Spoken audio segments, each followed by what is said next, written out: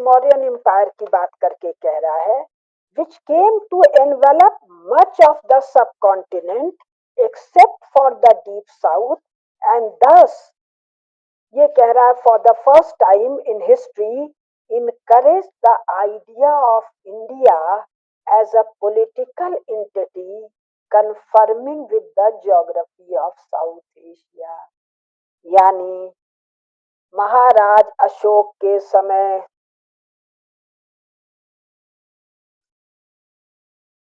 जो दिखा रही हूँ दो पुस्तकें, बहुत से इंस्क्रिप्शन मिले हैं खंभों पर, चट्टानों पर।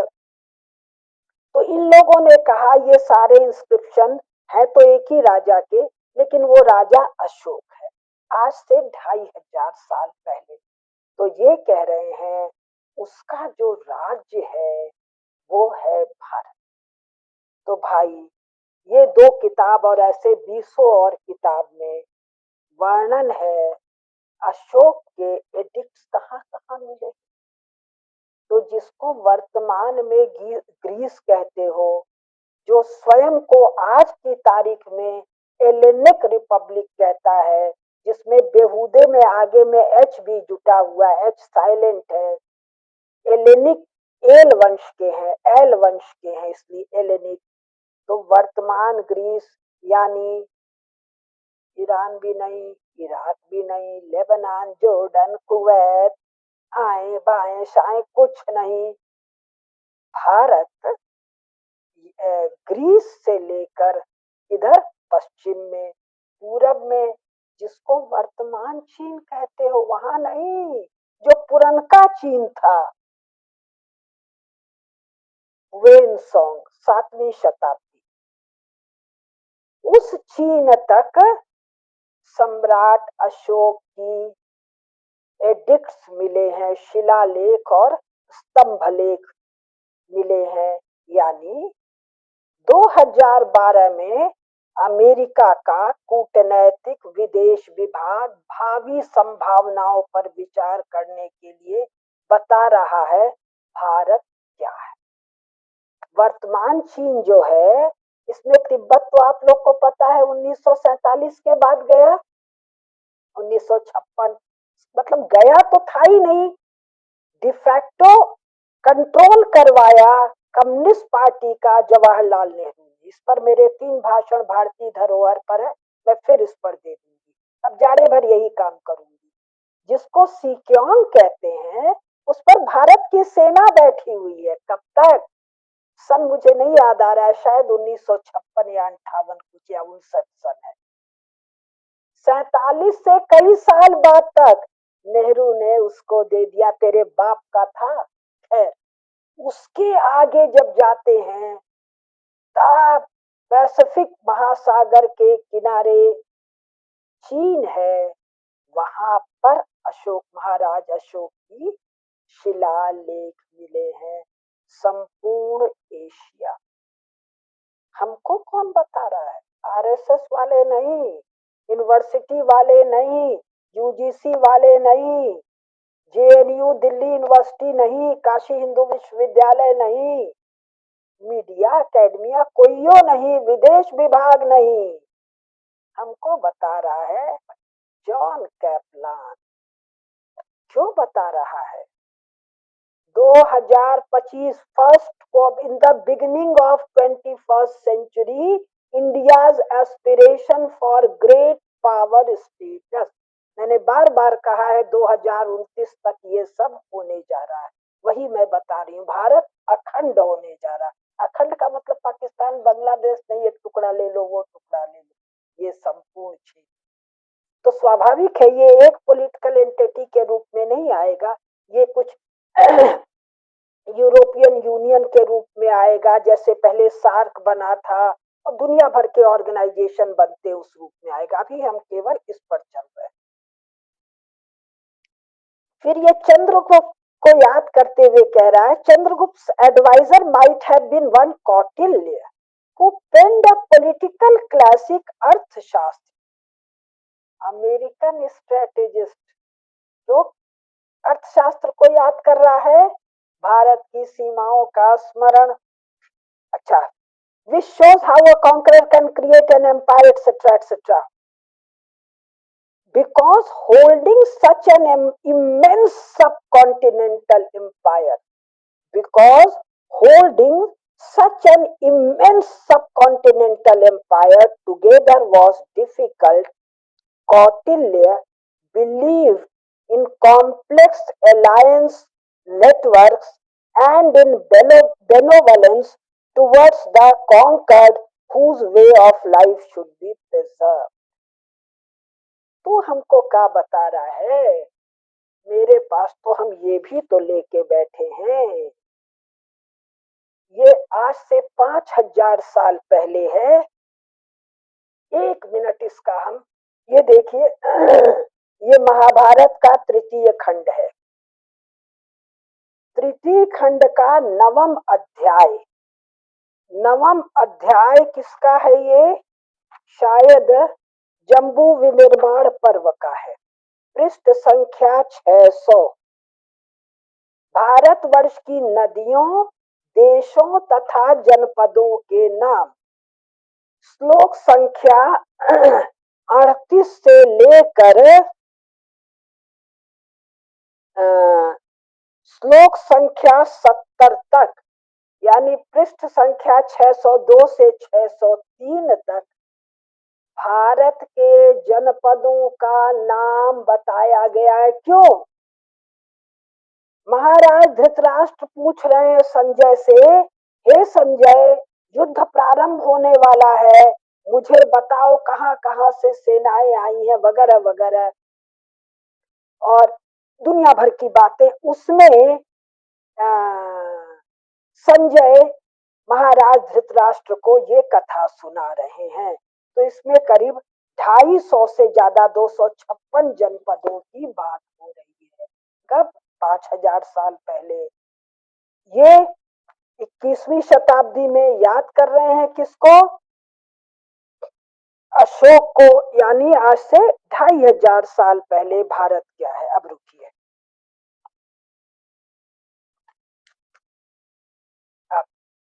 अब ये कह रहा है पेज संख्या 236, the Mauryans demonstrated the potential for a single state to employ geographic logic over a vast area for quite some time. आप लोगों को ध्यान होगा जो नया संसद बना है उसमें भारत का मानचित्र बनवाया है मेरे नरेंद्र ने, आपके नरेंद्र ने, हम सब भारतवासियों के नरेंद्र ने। कौन सा? मौर्यन एम्पायर। चलो वो महाभारत तक न जा पाए। अगला जो नरेंद्र होगा महाभारत में, और उस महाभारत में जो भारत है उसका वर्णन करेगा। कोई सूर्यवंशी आएगा, कोई मेरा कनफट्टा नाथ संप्रदाय का आएगा, तो वो इक्ष्वाक वंश के शासन में जिसका वर्णन कालिदास ने रघुकुल में किया है, महाराज रघु के दिग्विजय में, रघु महाराज रघु का या महाराज दिलीप का दिग्विजय है, उसमें सारा वर्णन है। मैं सब आपको सुनाऊंगी। अब तो अशोक और मौर्यों को ये याद किए, महाभारत को मैंने याद किया। अब ये एक सज्जन को और याद करते हैं कि भाई बात केवल पुराना नहीं है, नया भी है। क्या? The Kushan empire, page 236, the Kushan empire emerged in the 1st century AD in Bactria, where northern Afghanistan meets Tajikistan and Uzbekistan, and its Indo rulers conquered territory from Fargana Valley in the demographic heart of Central Asia to Bihar in northeastern India. Fergana, Uzbekistan, Babur Babri, उसका यार बाबरी, यही फरगना का है। ये भरतवंशी शासकों का शासन में है। कौन बता रहा है? माई बाप। माई बाप अमेरिका से बता रहे हैं। अमेरिका के विदेश विभाग से। सुनिए, लाइन सुनिए, गौरव से छाती चौड़ी हो जाएगी। The very map of Kushan domain is mind-boggling to our modern sensibilities, overlapping as it does former Soviet Central Asia, Pakistan, Afghanistan, and Pakistan, and much of the northern India's Gangetic plains. The Kushan Empire follows river valleys on one hand but crosses mountain ranges on the other, so that it both follows and contradicts geography. It also constitutes a single lesson. North Block, South Block, Nai Delhi, Savdhan. Suniye. It also constitutes a single lesson in the fact that current borders may not necessarily indicate the last word in the political organization of Central and South Asia. South Asia मतलब Bharat, Pakistan, Bangladesh, Nepal, Burma, Sri Lanka, Maldives,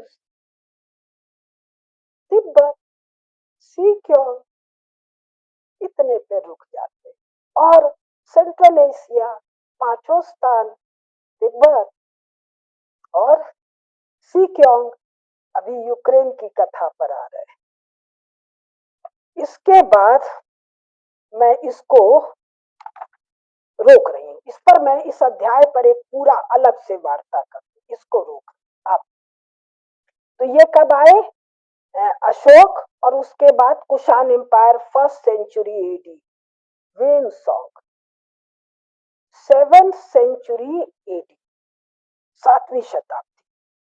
Mahabharat मैंने दिखा दिया 5000 साल पहले।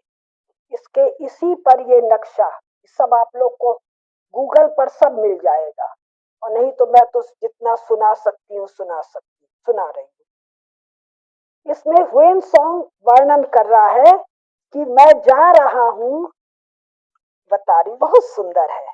मैं जा रहा हूँ धर्म यात्रा पर, ज्ञान संभार और पुण्य संभार के लिए। कहाँ जा रहा हूँ? उमा देवी के देश में, उमा हेमवती के देश में। ये योगकार भूमि है।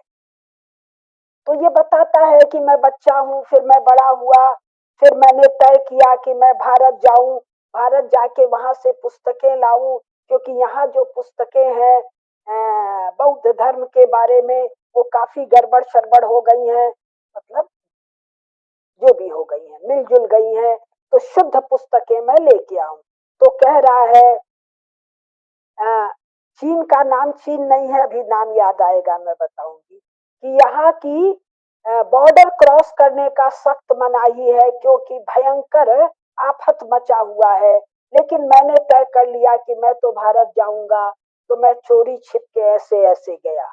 फिर एक दिन रात को अंधेरे में कैसे कैसे पहरेदार और किसको घूस उत्कोच देकर मैं चीन की सीमा को क्रॉस कर गया। रात को चीन की सीमा कहाँ है